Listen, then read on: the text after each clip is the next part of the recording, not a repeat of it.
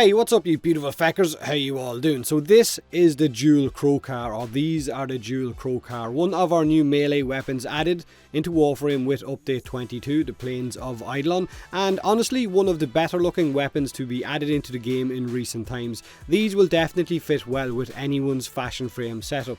Now you're going to see those Tusk Predators out on the Plains of Eidolon running with these things all the damn time and trying to shank you in the back, but how do you get your hands on them, and are they any good? Well, first you're going to need to craft two separate Crowcores, because of course there is the single version of this weapon as well, and then you're going to need to research the dual version in the biolab of your clan dojo. And if your clan, like mine, researched this when update 22 first came out, then you should be able to build these right now if you've got those two single Crowcores.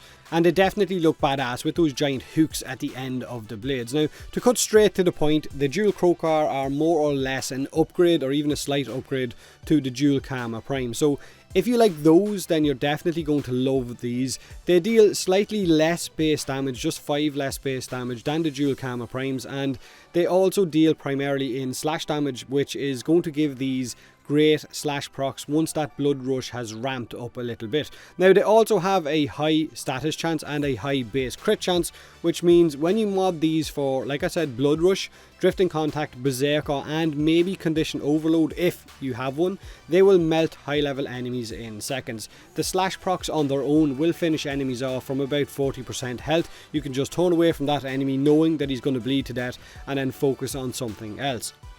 Now, update 22 also seen us getting a new dual sword stance added into game, and this one is called Carving Mantis, which I know a lot of players are happy about because they didn't really enjoy the old dual sword stances. Now, to get your hands on this one, you can get it as a reward from the bounties that you get in Cetus, but also it drops off a Plains Commando. However, the drop chance from it off that Plains Commando is really low, 0.02%, so chances of getting it is feckin' low. Now the Carving Mantis combos will give you crazy slash numbers as well. There is one called the Dire Courtship combo and another one called the Rapid Incision ones. Both of these combos are absolutely great. However, with Berserker active, it makes it hard to time the combos correctly, but of course rolling your big old head across the keyboard also works fine up to that point. Now the Dual Crowcar have a neutral Riven disposition as well, and I know there's a lot of players out there that love hunting down the perfect Riven for their perfect melee weapon, and these are definitely worthwhile because of that neutral disposition.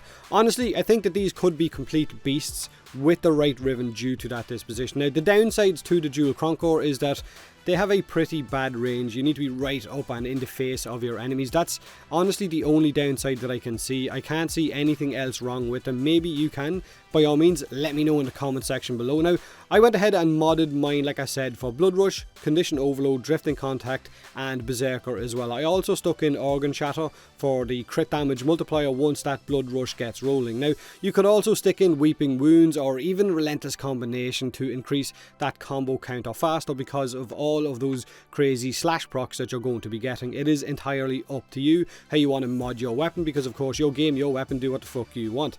Now, do me a huge favour, let me know what you think of the Dual Crowcar. Hit that like button if you enjoyed the video, or don't if you didn't. Subscribe for more Warframe, and as always, thanks very much for watching.